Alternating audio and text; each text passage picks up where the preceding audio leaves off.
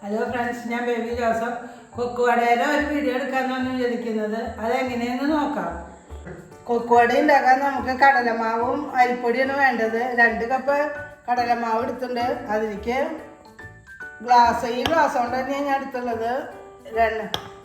2 cup കടലമാവിന് ഒരു glass അരിപ്പൊടിയാണ് എടുത്തുള്ളത്.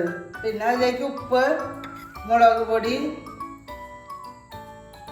കായപ്പൊടി, പിന്നെ കുറച്ച് വേപ്പില ലാസ്റ്റ് വറുത്തിടണം, പിന്നെ വെളിച്ചെണ്ണ. ഇത്രേ വേണ്ടോ. നമുക്ക് ആദ്യം കടലമാവ് ഇടാം. 2 ഗ്ലാസ് കടലമാവ് ഞാൻ എടുത്തിട്ടുണ്ട്. അതിൻ്റെ കൂടെ 1 ഗ്ലാസ് അരിപ്പൊടി എടുത്തിട്ടുണ്ട്. നല്ല വറുത്ത അരിപ്പൊടിയാണ്. നമുക്ക് പാക്കറ്റിലൊക്കെ വറുത്ത അരിപ്പൊടി മേടിക്കാൻ കിട്ടില്ല. അതേപോലത്തെ അരിപ്പൊടിയാണ് ഞാൻ എടുത്തുള്ളത്.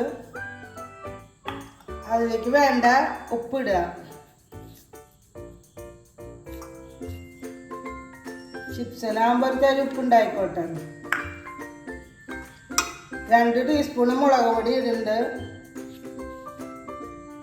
കൊക്കുവടയ്ക്ക് എപ്പോഴും ഒരു തരി മുളകിൻ്റെ ടേസ്റ്റ് നല്ലതാണ്. പിന്നെ കുറച്ച് കായപ്പൊടിയാണ് ഞാൻ ചേർക്കുന്നത്. കായപ്പൊടി കുറച്ചെടുത്ത് നമ്മൾ 1/2 സ്പൂണ് മതി.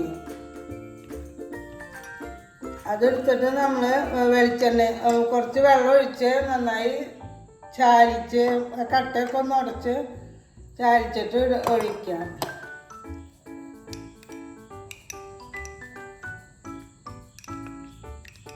തണുപ്പ് കാലമായ കാരണം ഇത്തിരി ചെറുതായി കട്ടയുണ്ട്.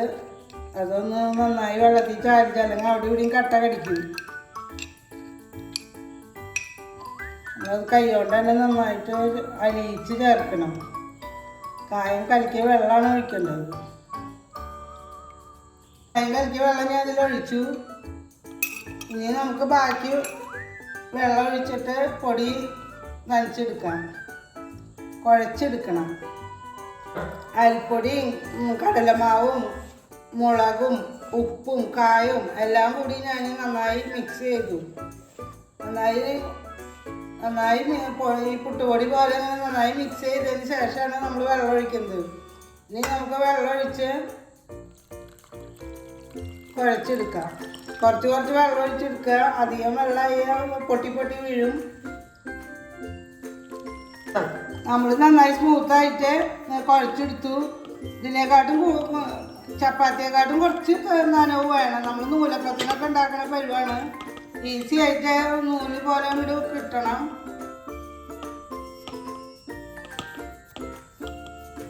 ഇനി നമുക്ക് എണ്ണ ഒഴിക്കാം. എണ്ണ നന്നായി ചൂടാവട്ടെ. സേവനാഴിയിൽ ഞാൻ കുറച്ച് എണ്ണ തൊട്ടു. അതിങ്ങനെ പിടിക്കാതിരിക്കാൻ വേണ്ടിയിട്ടാണ്. ഇനി നമുക്ക് ഇതിലേക്ക് നിറയ്ക്കാം.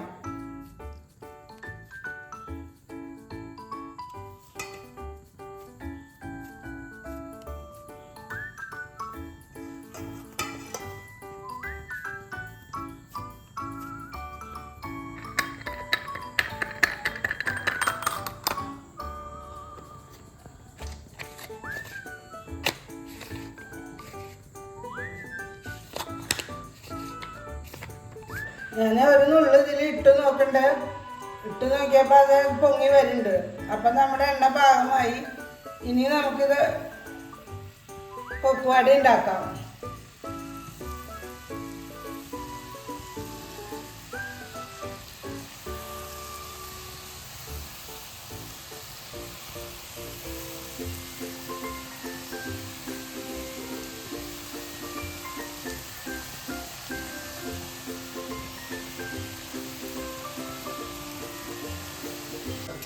ഇത് ഇടുന്ന സമയത്ത് ഞാൻ കൊക്കുവട ഉണ്ടാക്കുന്ന സമയത്ത് ആദ്യം ഇത്തിരി തീ കൂട്ടിയിട്ടുണ്ടായിരുന്നു. പിന്നെ ഒരു മിനിറ്റ് തീ കുറച്ചിട്ടു. ഇപ്പോൾ തരി കൂട്ടി. എണ്ണ കുടിക്കാതിരിക്കാനാണ് അങ്ങനെ ഉണ്ടാക്കുന്നത്. പിന്നെ ഇത് ഏതാണ്ട് എടുക്കാറായി. അപ്പം നമ്മൾ എന്താ വേണ്ടതെന്ന് വെച്ചാൽ 2 തണ്ട് വേപ്പില ഇതിലിങ്ങനെ പൊട്ടിച്ചിടുക. അതിനൊരു മണം ഉണ്ടാവുകയും ചെയ്യാം. അത് മൊരിയനോട് കൂടി നമുക്ക് എടുക്കാം. അപ്പോൾ കൊക്കുവടയ്ക്ക് ഒരു പ്രത്യേക ടേസ്റ്റ് ഉണ്ടാവും. ആ വേപ്പിലയുടെ മണം കിട്ടുകയും ചെയ്യും. ആ മൊരിഞ്ഞ് വരുമ്പോൾ അതിൻ്റെ കൂടെ അത് എടുത്തിടുമ്പോൾ കാണാനും ഒരു കാണാനും ഒരു ഭംഗിയുണ്ടാവും. മൊരിഞ്ഞ കളറായി നമ്മളിത് എടുക്കുകയാണ്.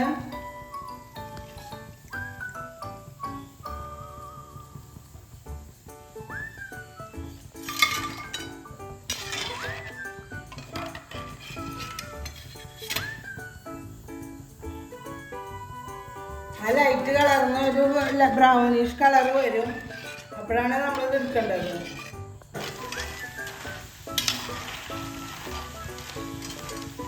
ഞാനിതിൽ വേപ്പല ഇട്ടു. ഇനി നമുക്ക് ഇതിൻ്റെ കളർ വ്യത്യാസമായി തുടങ്ങി. നമ്മളിത് എടുക്കാൻ പോവാണ്. രണ്ടാമത്തെ ട്രിപ്പാണ് ഇത് എടുക്കാൻ പോണത്. ഇതാ എടുക്കട്ടെ.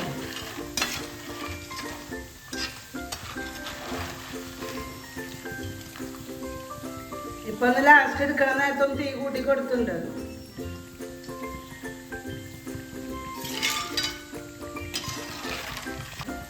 നമ്മളിത് ഇട്ട് കഴിഞ്ഞാൽ പിന്നെ ഈ മടക്കുകളൊക്കെ ഒന്ന് അധികം ക്രിസ്പി ആവണായിട്ട് മുമ്പ് ഒന്ന് ഇങ്ങനെ നീർത്തി കൊടുക്കണം. അല്ലെങ്കിൽ ചിലപ്പോൾ കൂടുതൽ വേവാതിരിക്കുക, മടക്ക് വേവാതിരിക്കുക എന്തെങ്കിലും ചെയ്യും. അതൊന്ന് ഇങ്ങനെ ഇടയ്ക്ക് മറിച്ച് കൊടുക്കാൻ വേണം. അതുപോലെ തന്നെ ഇതിങ്ങനെ പതുക്കൊന്ന് നീർത്തി കൊടുക്കാൻ വേണം. ചില മടക്കുകളൊക്കെ കൂടുതൽ വായിച്ച് ഇങ്ങനെ റൗണ്ട് ചെയ്ത് വരുമ്പോൾ ചില മടക്കുകൾ ഉണ്ടാവും. കുട്ടികൾക്കൊക്കെ ആയിട്ട് നമ്മൾ ആദ്യമായിട്ട് മുളക് മതി. വലിയവർക്കാകുമ്പോൾ ഒരു സ്പൂൺ മുളക് ഒന്ന് ചെറുതായി എല്ലാം ഉണ്ടാക്കി കഴിയുമ്പോൾ ഒന്ന് തൂക്കി കൊടുക്കുക.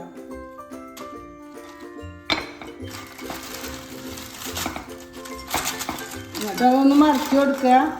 നല്ല വലുതൊക്കെ ഒന്ന് പൊട്ടിച്ചിടുക. നമ്മൾ പക്കോട ഉണ്ടാക്കി കഴിഞ്ഞു. എല്ലാവരും ഉണ്ടാക്കി നോക്കണം. നല്ല ടേസ്റ്റ് ആയിട്ട്. സബ്സ്ക്രൈബ് ചെയ്യണം, ലൈക്ക് ചെയ്യണം, ഷെയർ ചെയ്യണം. Thank you.